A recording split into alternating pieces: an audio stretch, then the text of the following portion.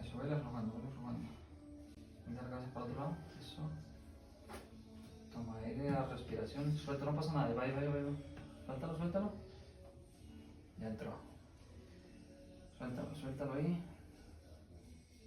Ahí está, mira. ¿Sentiste? De la chingada. Ahí está, mira.